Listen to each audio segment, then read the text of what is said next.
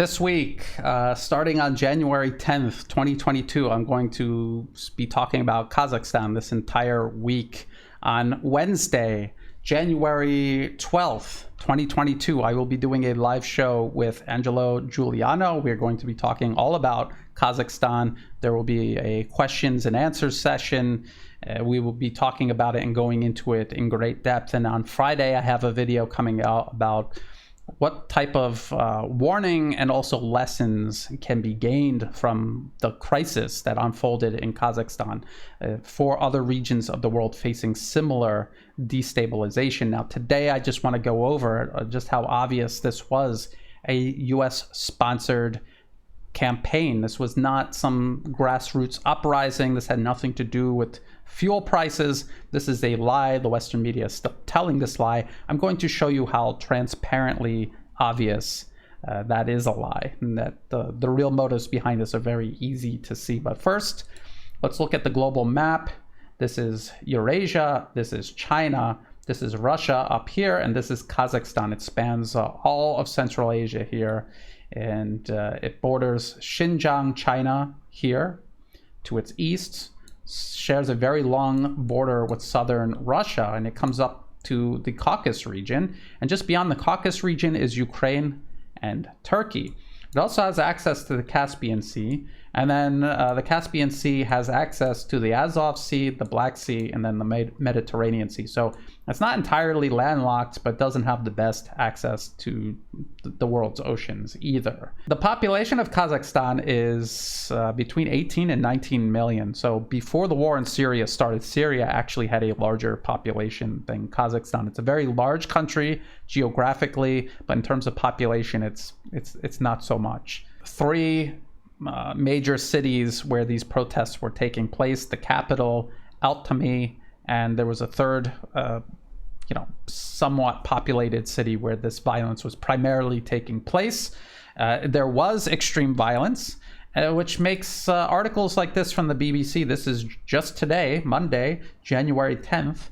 Kazakhstan unrest, internet returns to Almaty following a 5-day outage. And they don't really talk at all about the violence by the opposition. They just talk about the government cracking down and killing people. They do mention this right here, this statement by the Kazakh government, but they act as if that's just something they're claiming and that it might not actually be true. But of course, there was extreme violence, and the Western media elsewhere even admitted how extreme this violence was. So I want to show you this ABC Australia article. Kazakhstan officer beheaded, protesters killed as government offices are targeted amid unrest. So at a minimum, the violence was two ways. It wasn't one way. These weren't grassroots pro-democracy protesters. They claim that they were out because of fuel prices. This is untrue. This is totally untrue. They were extremely violent. This was all planned well ahead of time. And the US government itself admits that this had nothing to do with fuel prices. And this actually started last year, the end of last year, in the middle of December. This is from the US Embassy and Consulate in Kazakhstan, December 16, 2021. And here, these are the three most populous cities, and they're talking about a demonstration alert. And they're saying the opposition party, Democratic Choice of Kazakhstan, which the Kazakhstani government has banned as an extremist group. Well, you just saw ABC Australia admit they were chopping people's heads off. So yes, they're extremists. That's why they're banned. It's an extremist group, but they're calling for demonstrations on December 16th. So from the middle of December last year until just recently, that's what was going on. And what was their demands? Were they upset about fuel prices? No. They're going to demand the resignation of Kazakhstan's government. That's it. That's all. That's what it was. It was regime change. The fuel price story is just cover to make it look like there was some kind of legitimate reason for these people to be out on the streets killing people. And there was no legitimate reason. They came out because it was part of US-sponsored regime change. Now, it's very important for people to understand that just because something looks like a US-sponsored color revolution doesn't mean that it is. You still have to do the legwork, study it, follow the money, figure out who the leaders are, what the connections are. That's very important to do, because what a lot of countries will do when their government is seized by a US client regime is use all of the same tricks of a US sponsored color revolution to unseat it and restore sovereignty. So you have to be very careful about that.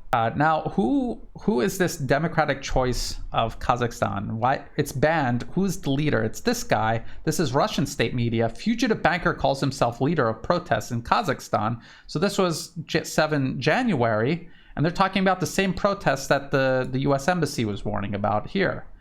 And it's a guy called Mukhtar Ablyazov. He is a fugitive hiding in France. And he is the leader of the Democratic Choice of Kazakhstan party. And he is the one egging on these protesters in Kazakhstan, these very violent protests. And he's telling people, go out into the streets. When Russia and other Central Asian countries send troops to help stabilize, take up arms and fight them. So we've seen this. We've seen this many times. We've seen the exiled governments, opposition parties, and these governments in exile from Syria and Libya hiding out in France, in London, in Virginia, outside of Washington. And we've seen that here in Southeast Asia, Cambodia, the Thai opposition, Myanmar, their opposition party. At all different times, they've spent time overseas in exile, running these ridiculous governments in exile, and remotely operating these protests sponsored by the US government. And what does the US want to achieve by doing this? People are like, oh, you just say the US is behind everything. What could they possibly want in Kazakhstan? Well, US policymakers admit what they want to achieve by creating trouble in Kazakhstan. They even write entire papers about it. This is one from the Rand Corporation, Overextending and Unbalancing Russia. This was dated 2019. This is something that's been going on since the end of the Cold War. And they have all of these options that they're talking about. How to attack and undermine Russia by undercutting Russian hydrocarbon exports. And, in order to do that, because US exported hydrocarbons will never be cheaper than Russia's, they have to artificially raise the price of doing business with Russia through sanctions, through creating crises, and then just coercing European countries to do business with the US instead.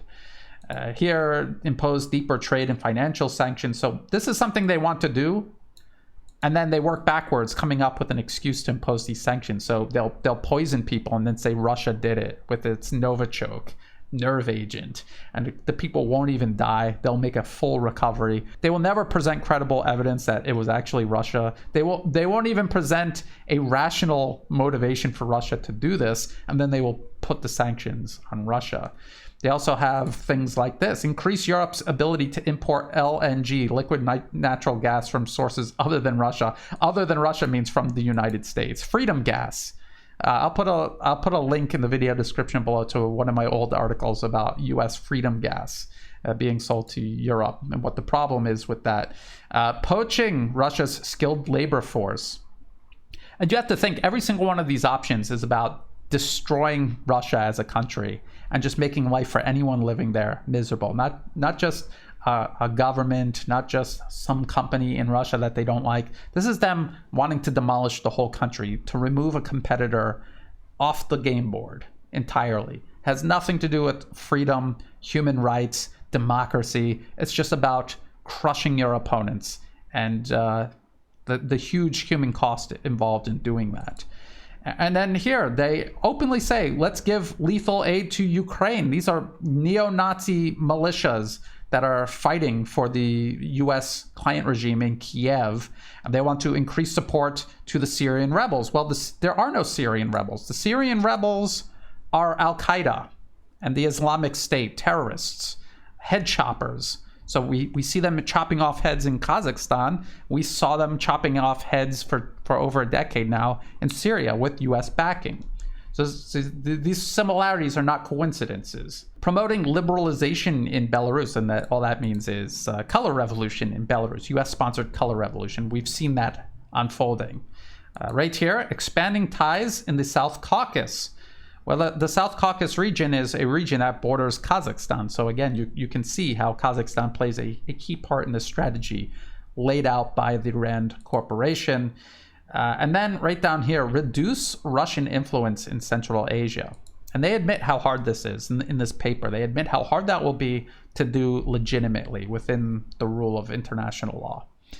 But how could they do it illegally? In the same way they do everything else, like what they did in Syria.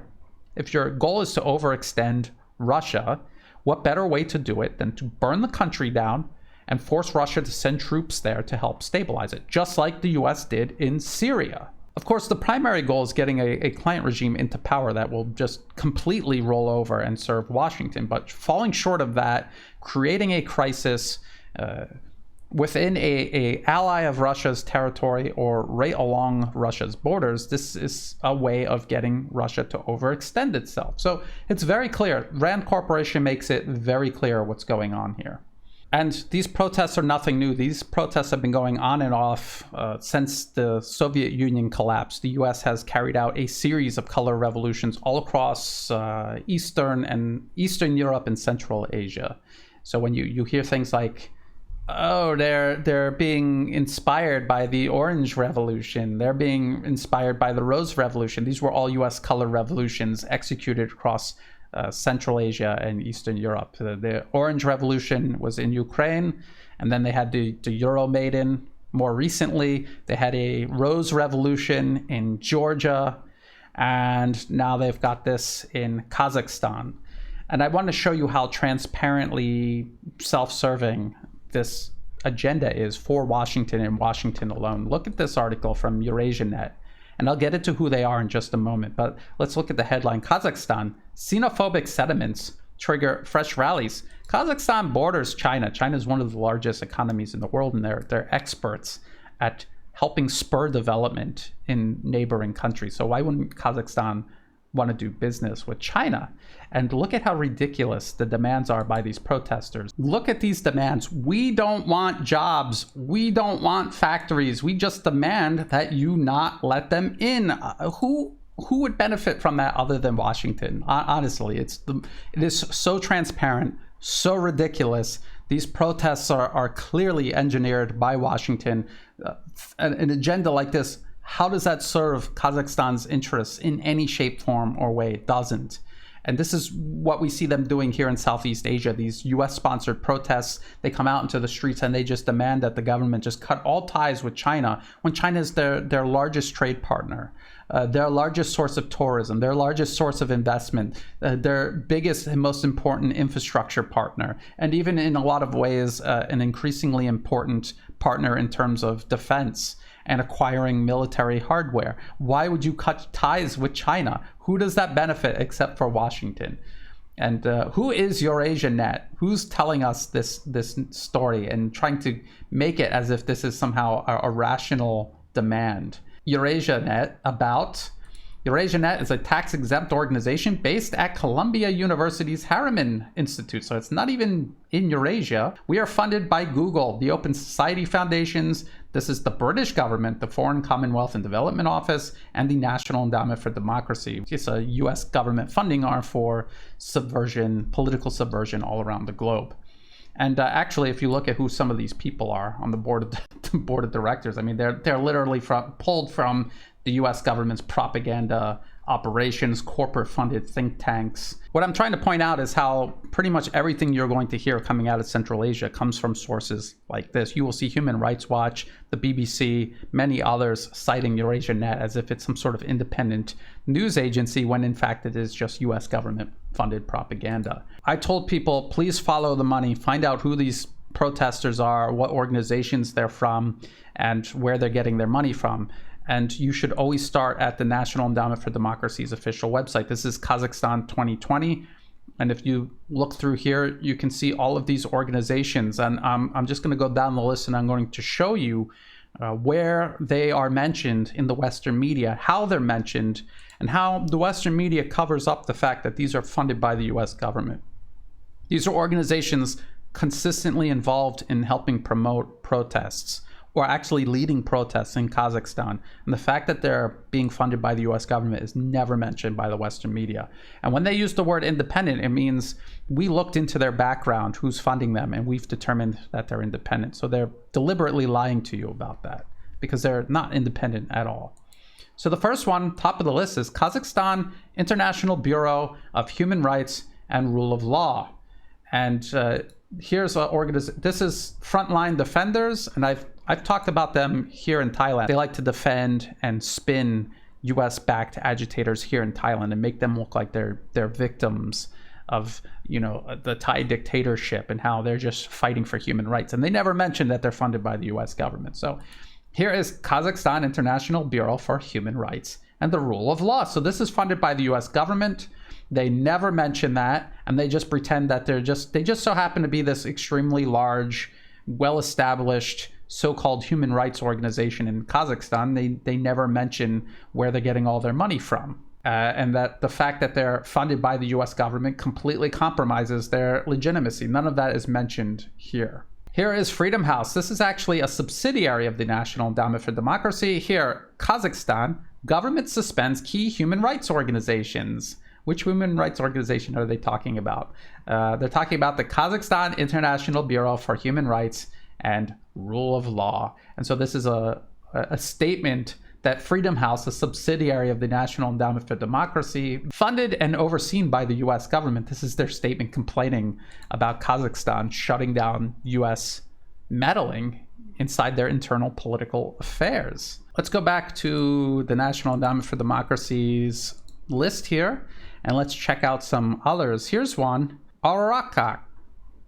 So they're saying they're getting all of this U.S. government money to defend human rights in Kazakhstan. But is that all they're actually doing? Here, we got a WikiLeaks cable from 2005. And look what they're saying. Kazakhstani youth movement finds inspiration in Orange Revolution. I just told you the Orange Revolution was sponsored by the U.S. government. So this is them using one sponsored overthrow of a government in a sovereign country, using that to help spur regime change in another country. And they will mention it right here. So they're talking about Arakak, which organized pickets and seminars devoted to free speech and women's rights. It's funded by the U.S. government. And they're talking about how it could be a new shade of orange. And real quick, I just want to throw this in here. This is from The Guardian. This is Western media, 2004. A U.S. campaign behind the turmoil in Kiev. And they're talking about the Orange Revolution in Ukraine, which preceded the Euromaidan in 2013 and 2014. And they say, while the gains of the orange-bedecked chestnut revolution are Ukraine's, the campaign is an American creation. A sophisticated and brilliantly conceived exercise in Western branding and mass marketing that in 4 countries in 4 years has been used to try to salvage what they call rigged elections and topple unsavory regimes. But really all it is foreign interference sponsored by the US government toward regime change. Imagine if China or Russia were doing this. We would never hear the end of it. When the US does it, they act as if the US is saving the world from themselves. They're not smart enough to pick their own leadership. They have to do it the way the US says. And so that's The Guardian openly admitting that. And before that, in 2000, it was Serbia's turn. And this is from the New York Times. This is them admitting this. Who really brought down Milosevic? And they talk about Paul McCarthy and his Washington-based National Endowment for Democracy.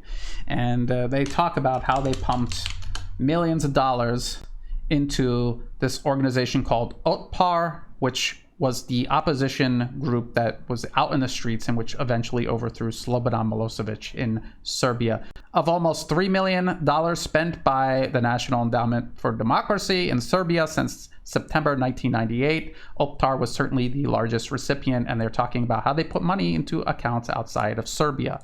So they will deny being funded by the US government, and it will be very hard to find evidence because the US government helps them set up accounts outside of the country. So it becomes very difficult to trace this money. But they have a long established track record of doing this. Serbia in 2000, 2004, 2005, the Orange Revolution in Ukraine, Euromaidan in Ukraine, 2013, 2014. And now we've got this in Kazakhstan, where the US itself admits in these leaked cables that all of these opposition groups in Kazakhstan, they're being inspired by US-sponsored regime change elsewhere, in this case, Ukraine. And then there's this from Radio Free Europe, Radio Liberia. Kazakhs mark 50th anniversary of Gulag's official closure. And again, they're talking about Arakak, Conscious Spirit Truth Organization, and how they organized this protest or rally or whatever it is. And again, they never mention that it's funded by the US government. It has been for many, many years. And that this organization right here, they admit it's organizing protests, and they are listed on the National Endowment for Democracy's official website. This is current 2020. This is the US government giving them money, and they are organizing protests out in the streets. Let's see who else there is. Uralskaya Nedelia. Now, this is fake independent media funded by the US government. And they're mentioned a whole bunch of times. So I pointed this out before. The Committee to Protect Journalists. I've shown how in Cuba, CPJ was complaining that the Cuban government was attacking independent media. And I pointed out how this so-called independent media was actually funded by the US government. It wasn't media.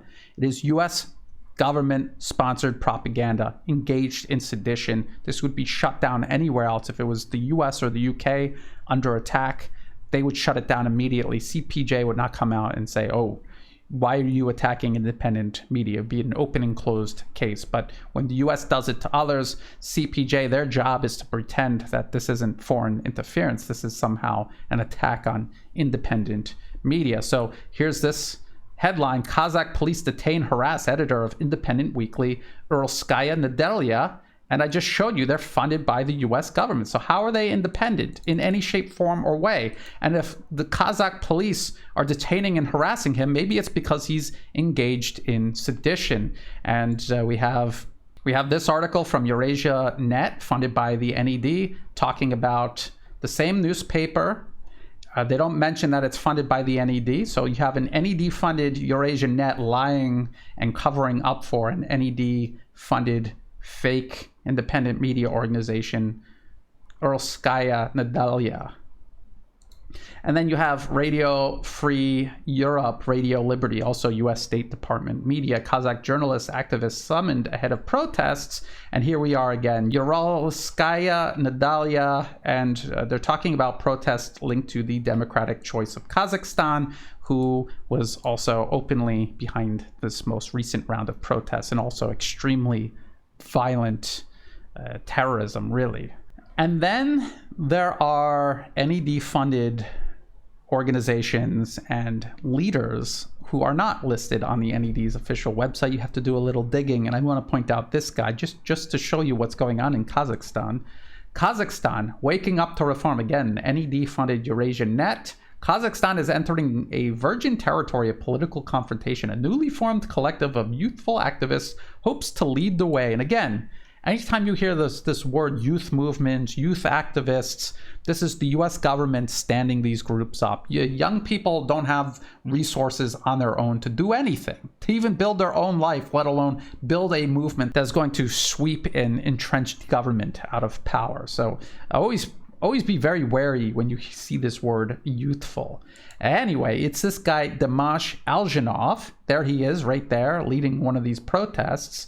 And he is part of this organization called Wake Up Kazakhstan. And they're talking about how he's British university educated, a geek and pro-democracy activist. And how do we know that he's connected to the National Endowment for Democracy? Again, you have to do a little digging. He's one of these guys who's always at these Western-sponsored events and programs. So here he is, Dimash Aljanov, at the 2020 Winter School. This is Democracy and Parties. This is part of the OSCE.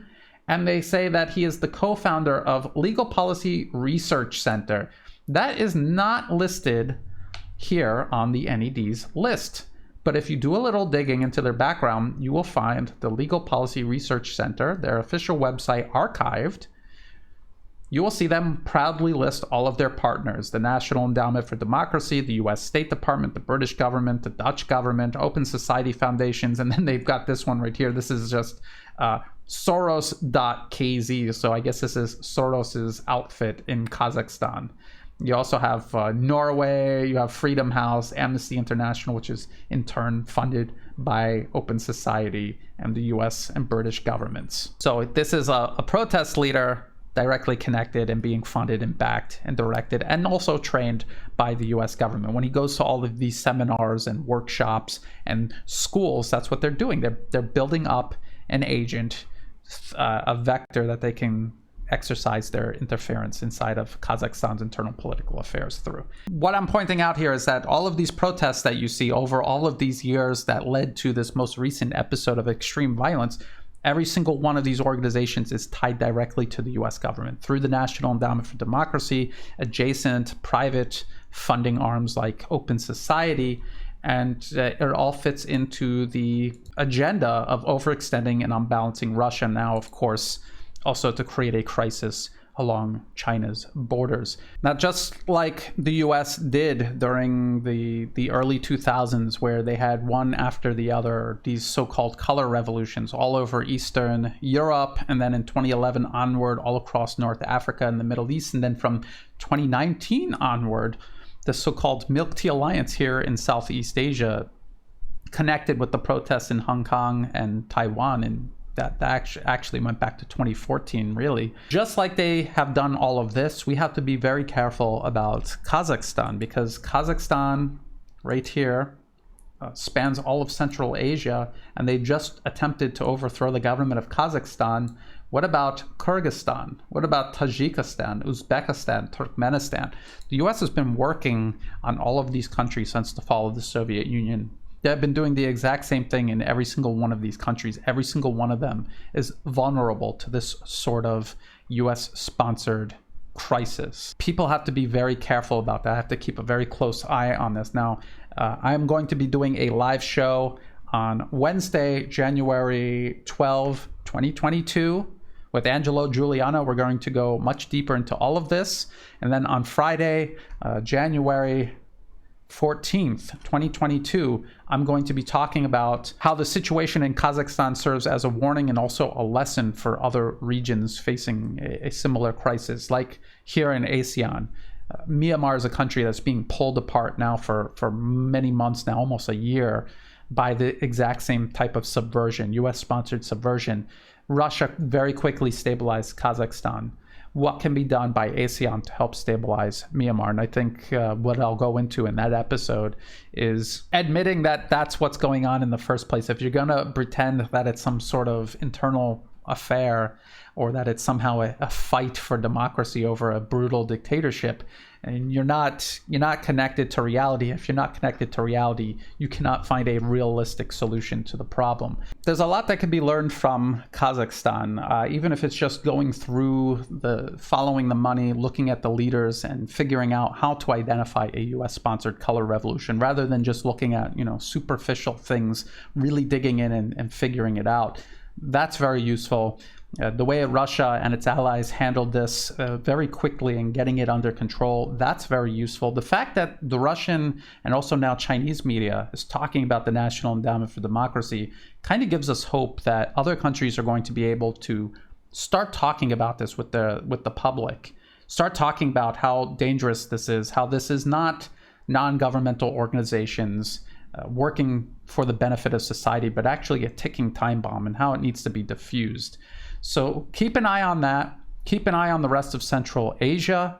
Let's see how other regions of the world like ASEAN can possibly use this as an opportunity to diffuse the situation here before it ends up getting that bad. If you thought this video was useful, please like and share it. Think about subscribing to my channel. It's free to do. It helps the channel grow. I have a website, newaatlas.report. You can find and follow all of my work there. Even if I get kicked off of YouTube, I can use other video sharing platforms and embed the videos there. So if you bookmark that and you share it with other people, you will always be able to find my work, no matter what US-based social media does. Speaking of US-based social media, I'm also, for the time being, on Twitter at Brian_Berletic. I'm also on Chinese social media on Weibo, and you can find all of these links in the video description below. Also in the video description below, especially for this episode, are a lot of links to all of the things that I was just talking about. Please go through there and look at it if this is something that interests you. There's so much information in there, it's impossible to cover all of it. Look through it and you'll understand what I mean. Also, in the video description below are ways you can help support my work. Now, PayPal is not allowing people in Thailand to receive or send money anymore, so I cannot receive donations through PayPal. I have set up Patreon, and I have set up a Buy Me a Coffee account. Patreon is a month-to-month way of supporting my work. Buy Me a Coffee is both. So if you just want to send a one-time donation, you can use that. Or you can sign up for a monthly membership. And all of this is greatly appreciated. I could not do this work full-time like I do without this support. So I greatly appreciate that. I also greatly appreciate people who are just out there sharing my work or sending kind words or news tips. This is all greatly appreciated. All of this combined really makes all of this possible. So thank you. And as always, thank you for watching.